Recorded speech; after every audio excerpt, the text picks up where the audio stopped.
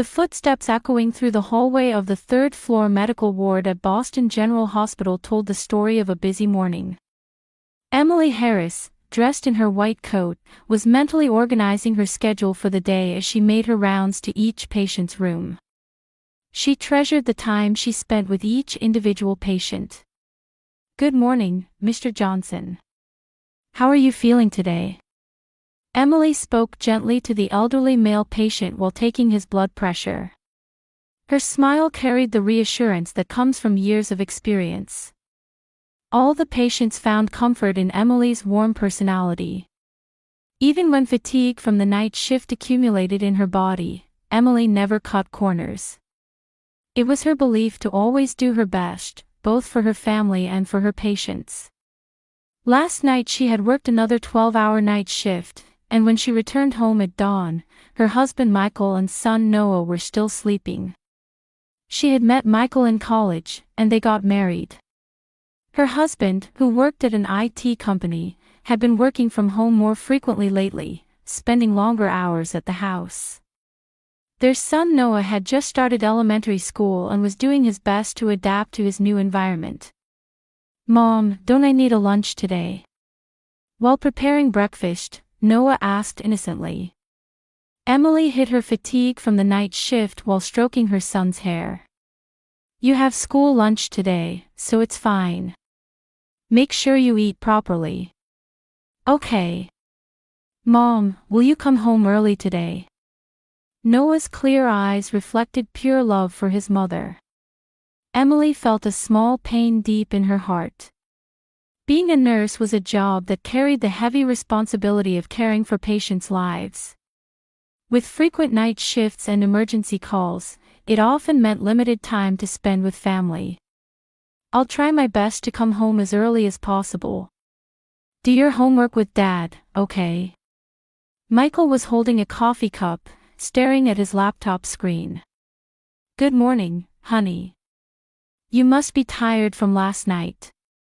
Michael turned around and smiled as he always did. "Thank you. What time are you planning to come home today?" "Well, I should finish around evening, so I think I can be home around 6. I'll pick up Noah too." While feeling reassured by her husband's kindness, Emily hadn't missed the recent changes. There were odd moments when he answered phone calls, and he had been going out more frequently late at night. But she told herself it was probably work-related.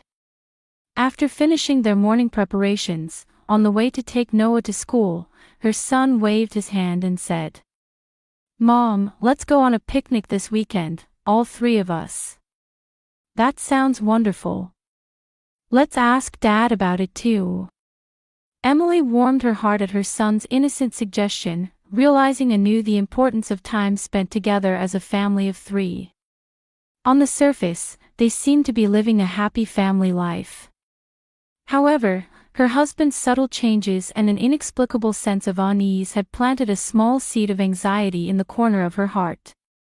When she arrived at the hospital, Emily returned to her role as a nurse. At 2 p.m. at Boston General Hospital, the medical ward was entering its busiest time of the day. Emily was preparing medications while checking patient charts. Her movements in the white uniform were efficient, showing the effectiveness that years of experience had cultivated. "Nurse Harris, Mrs. Chen in room 302 is calling for you."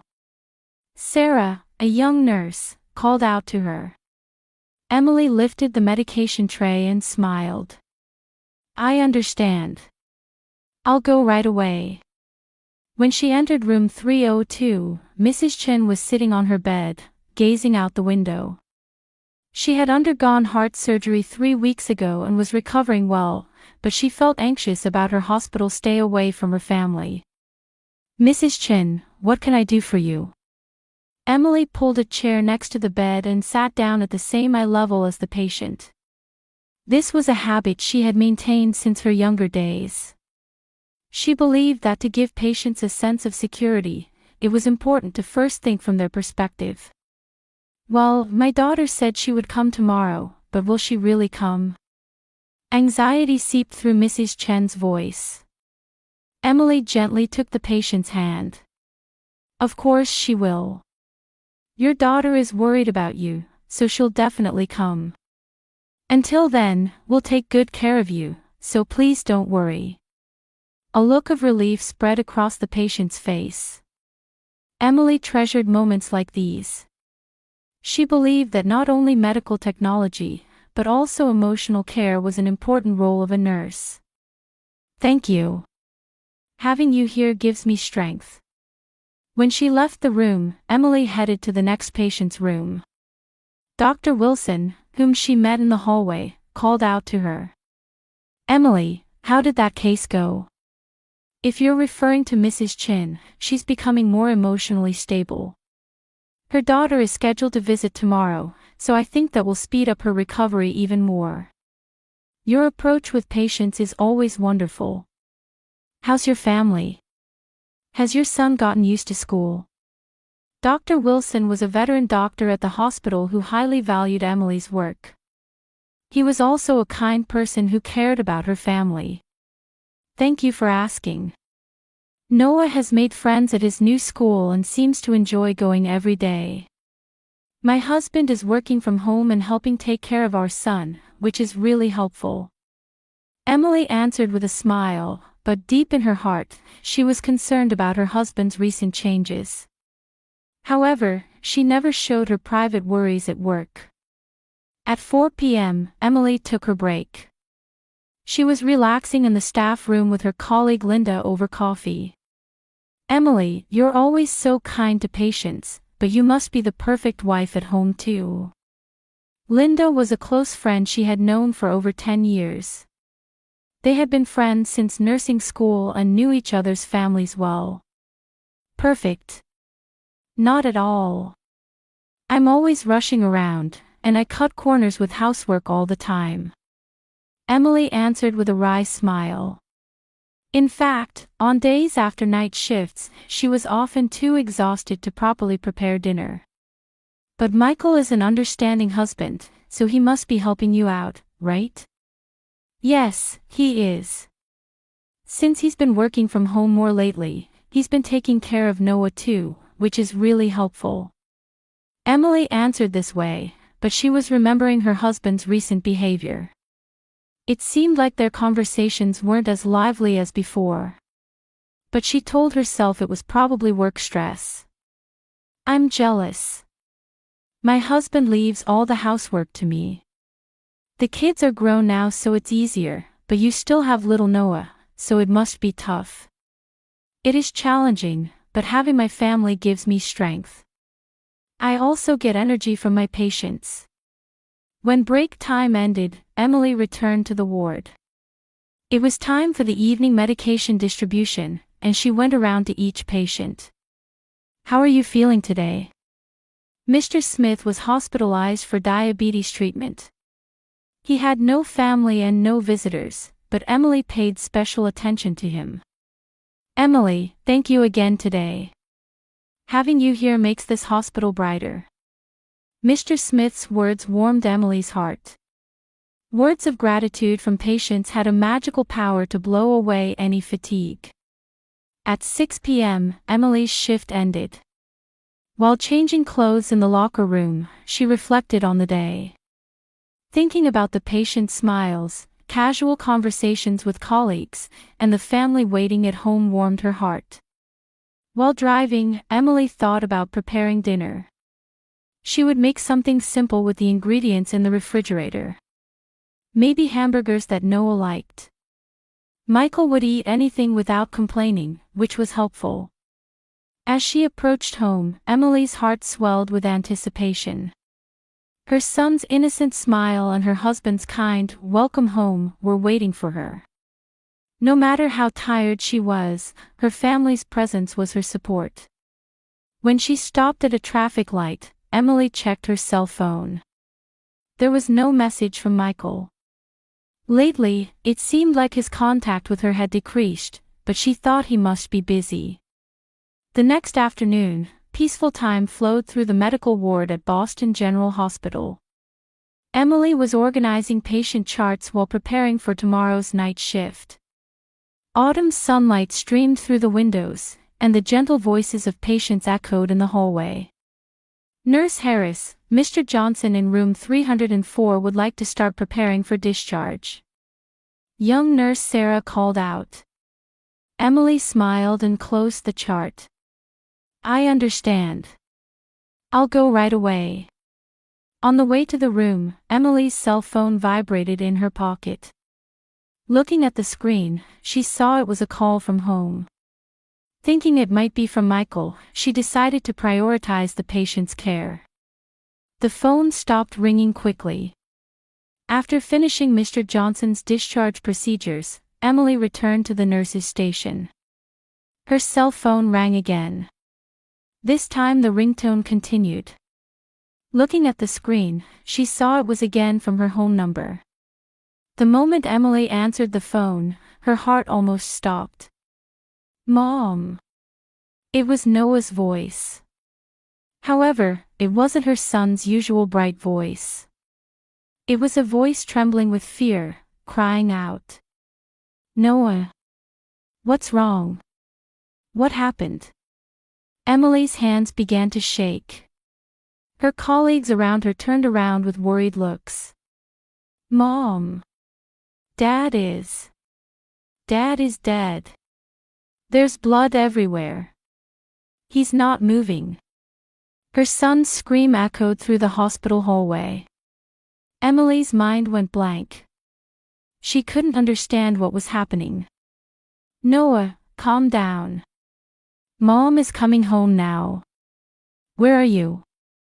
Are you at home?" "Yes. Dad is collapsed in the living room. There's so much blood. I'm scared, Mom." Noah's crying could be heard through the phone. Tears began to overflow from Emily's eyes. It's okay. Mom is coming home right now, so don't move from there." "Did you call the police?" "I don't know." "Mom, come home quickly." "I'm coming right now, so stay there. Don't touch Dad, okay?" The phone hung up. Emily gripped her cell phone with trembling hands, her vision blurred with tears. "Emily, what's wrong?" Her colleague Linda rushed over. Emily tried to answer with an incoherent voice, but she was breathless and couldn't speak. "At home, my husband, my son is alone." "Calm down. What happened?" "My husband seems to have collapsed. My son is alone at home. I have to go home right now." Emily ran to her locker. Her hands were shaking as she took off her uniform and changed into her street clothes. "Emily, are you okay to drive? Should I take you?" Linda asked worriedly, but Emily shook her head. "I'm fine. Thank you. I'll contact you soon." She ran to the hospital parking lot and started the car engine. Her hands were shaking so much it was difficult to turn the key. She couldn't see ahead through her tears.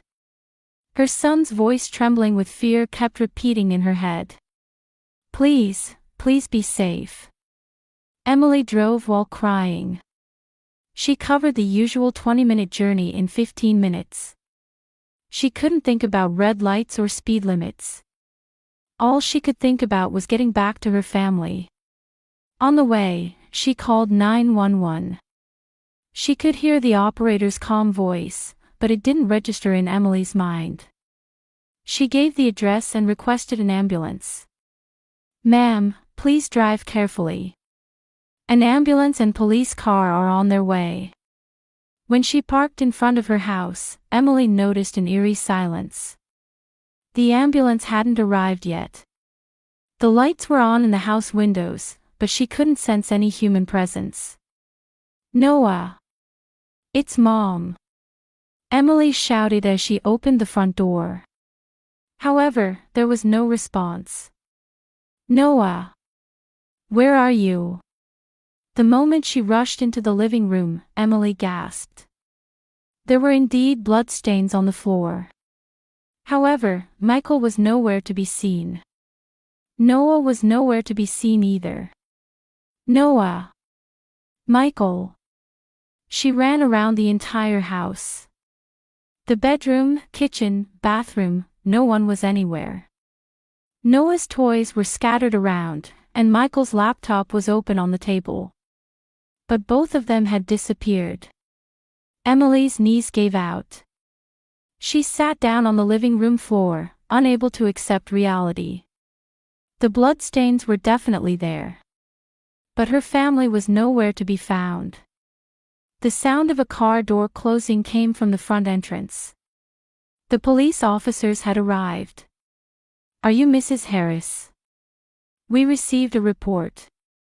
Two police officers entered the house.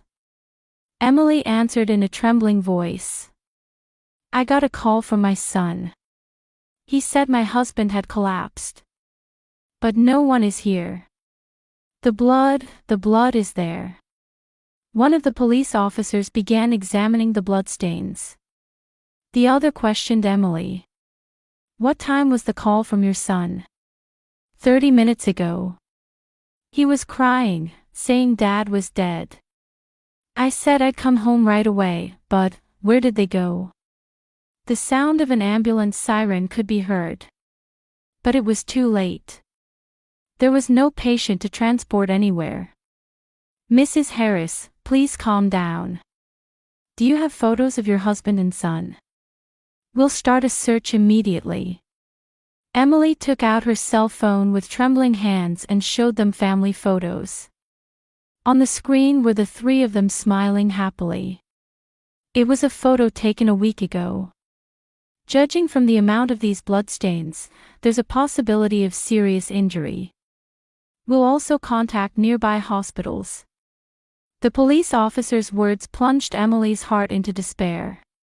Her son's fear-filled voice wouldn't leave her ears. What had happened to her husband, and where was her beloved son? Emily continued answering police questions in the empty house. Neighbors began gathering too, all watching with concern. However, Michael and Noah's whereabouts were completely unknown. The night was long and filled with anguish. Emily spent the night at the police station being questioned, unable to sleep at all until morning. The search for Michael and Noah continued all night, but no leads were found. "Mrs. Harris, let me confirm once more. Were there any recent changes in your husband's behavior?" Detective Rodriguez continued questioning in a gentle tone. She was a veteran detective with over 20 years of experience, having handled numerous family disappearance cases. Recently, something seemed a bit off about the way he answered phone calls. But I thought it was work stress. Emily was desperately trying to remember with her fatigue-clouded mind. Specifically, what kind of behavior? When the phone rang, he would immediately go to another room to talk. He used to talk normally in the living room before. Detective Rodriguez nodded while taking notes. "Anything else that concerned you?" "He started going out late at night more frequently. He said it was for work meetings." At 7 a.m., the detective's cell phone rang. Emily watched the detective's expression with hope. "This is Rodriguez." "I see, understood. I'll head there immediately." After hanging up, the detective turned to Emily. "Good news. Your son has been found. He was found at St. Mary Elementary School playground. He's not injured." Tears overflowed from Emily's eyes. "Noah? Really?" "Yes. He's currently being examined at the hospital. Let's go see him right away." When they arrived at the hospital, Emily found her son and rushed to him. Noah was sitting on a small bed, wrapped in a blanket. His face was dirty with tears, but he wasn't injured. "Mom!" Her son jumped into his mother's arms. Emily hugged Noah tightly while crying. "It's okay now. Mom is here. Mom, I was scared. Dad. Dad." Noah began speaking in a trembling voice. With the doctor and detective watching, her son slowly began telling yesterday's events. Yesterday afternoon, Dad was fighting with someone on the phone. He was yelling loudly. Do you know who he was talking to? Detective Rodriguez asked gently. I heard a woman's voice. Dad said, it's over now. Emily's heart began racing. What happened next? After a while, that woman came to the house. Dad told me to stay in my room, so I was upstairs. But I heard loud voices downstairs, and I got scared. Noah continued while clinging to his mother. So I was watching from the top of the stairs, and that woman pushed Dad, and Dad fell down. He hit his head on the corner of the table, and blood came out. Emily gasped. What happened to that woman? Dad stopped moving, and that person panicked too. Then she carried Dad to the car. I was scared and hiding. Why did you call Mom? Because Dad wasn't moving, I thought he died. After that person left, I called Mom. But then that person came back right away and took me too. The detectives looked at each other at Noah's testimony.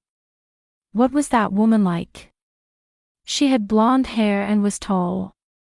She called Dad Mike. Memory fragments began connecting in Emily's mind. There was a woman named Jessica, a former colleague of Michael's company. She was blonde and tall, and Emily had occasionally seen her at company gatherings. What happened after that? I cried the whole time in the car.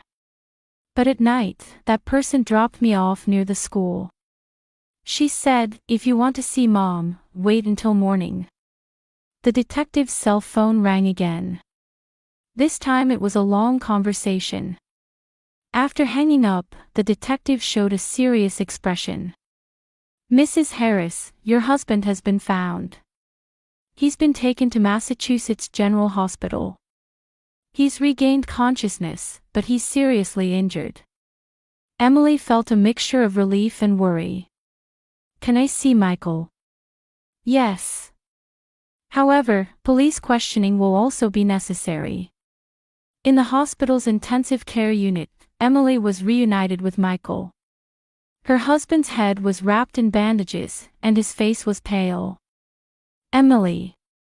Michael's weak voice could be heard. Michael, what happened? I'm sorry. I'm really sorry. Tears flowed from Michael's eyes. I'll tell you everything about Jessica. I can't hide it anymore. Detective Rodriguez began taking records. What was your relationship with Jessica Taylor? She's a former colleague. For 6 months. I've been having a relationship with her. Emily's heart shattered. Why did she come to the house yesterday? I called her to break up. I didn't want to lose my wife and son. But Jessica said she was pregnant. Emily was stunned by Michael's words. She pressured me. She said if I didn't leave my wife, she would expose everything. When I refused, she became enraged. The next thing I knew, I was covered in blood in the car. Where is Miss Jessica currently? I don't know. When I woke up in the hospital, she wasn't there. At that moment, another detective entered the room. Detective, Jessica Taylor has turned herself in. She's fully confessing to the crimes. Emily sat down in the chair. Now that all the truth was revealed, her heart was complicated. Her husband's betrayal, her son's fear, and the reality that their family bond had been broken. Emily, I won't ask you to forgive me. But my feelings of loving you and our son are real. To Michael's words, Emily quietly answered.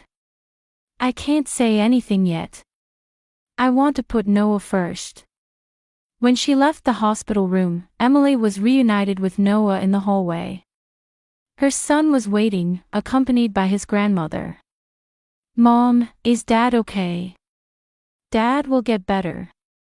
But he has to stay in the hospital for a while. What will happen to us? Emily hugged her son. It'll be okay. Mom will always be with you. That night, Emily spent time with her son at her parents' house. The long day was over, and finally the truth had become clear. However, this was not an end, but also the beginning of a new life. The form of their family might change, but she vowed in her heart that her love for her son would never change. 3 months later, autumn deepened in Boston, and the street trees were dyed a beautiful golden color. Emily was preparing breakfast in the kitchen of her new apartment while reflecting on the events of these past months. Jessica Taylor was charged with assault and kidnapping and was currently serving time. The facts revealed during the trial were shocking to Emily. Jessica was indeed pregnant, but it was unclear whether it was Michael's child. She had been in a mentally unstable state and was obsessed with her relationship with Michael. Michael had recovered from his head injury and was currently separated. He deeply regretted his actions and had sent many letters of apology, but Emily still couldn't forgive him. The wound of betrayed trust was deep and wouldn't heal easily. Mom, I have a presentation at school today. Noah spoke brightly as he sat at the breakfast table. Her son was slowly regaining his smile while receiving psychological counseling. Emily was proud to see him show the strength to recover from that terrible experience. What kind of presentation? I'm going to read an essay I wrote about family. I wrote about you and me, Mom. Emily's heart warmed. What did you write about? I wrote that Mom is a nurse who helps sick people. I want to have a job helping people in the future too. Emily's eyes welled up at her son's pure words. She continued working at the hospital. All her colleagues understood Emily's situation and supported her warmly. The words, "thank you," from patients became the support for her heart. Emily, how are you doing lately? Her close friend Linda spoke to her during break time. I'm getting better little by little. Noah is doing well too. You're strong. I don't think I could recover if it were me. I'm not strong at all. I'm just trying my best for my son. Emily answered with a smile. What about the divorce proceedings? I haven't decided yet. Michael seems to want reconciliation, but right now I want to focus on life with just my son and me. In the evening, Emily went to pick up Noah from school. While waiting at the school gate, her son came running with his friends. Mom! I did great in my presentation. That's wonderful. What did your teacher say? She said it was a very wonderful essay. Everyone in the class listened to it. On the way home, Noah suddenly asked a question. Mom, when is Dad coming home? Emily stopped and looked into her son's eyes. Noah, Dad and Mom have decided to live apart for a while. But Dad loves you, and you can see him sometimes. It's not my fault, right? Of course not. You did nothing wrong. It's a grown-up problem. Her son nodded quietly. Mom, I want to stay with you. Thank you. Mom wants to be with you too. That night, after her son fell asleep, Emily was alone drinking coffee and thinking. Michael's latest letter mentioned that he was receiving counseling and truly regretted his actions. However, she still couldn't forgive him. Her cell phone rang. It was an emergency call from the hospital. Sorry, we have an emergency patient. Can you come in? I understand. I'll be right there. Emily left Noah with the kind elderly woman next door and headed to the hospital. When she arrived at the hospital, she attended to a family brought in from a traffic accident. There was a mother, father, and small child. Fortunately, they had only minor injuries, but the family was shedding tears of relief. Thank you. We're so grateful that our family is safe.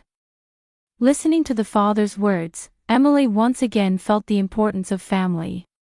She thought that even if the form changes, if there are feelings of love, it's still a family. When she returned home, Noah was sleeping peacefully. Emily gazed at her son's sleeping face while feeling hope for the future. The road ahead might not be smooth.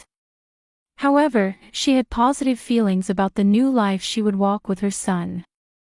True family is not about blood relations or formalities, but about hearts that care for and support each other. Emily understood this deeply. Outside the window, the moon shone quietly. Believing that the new tomorrow would surely be filled with hope, Emily quietly fell asleep.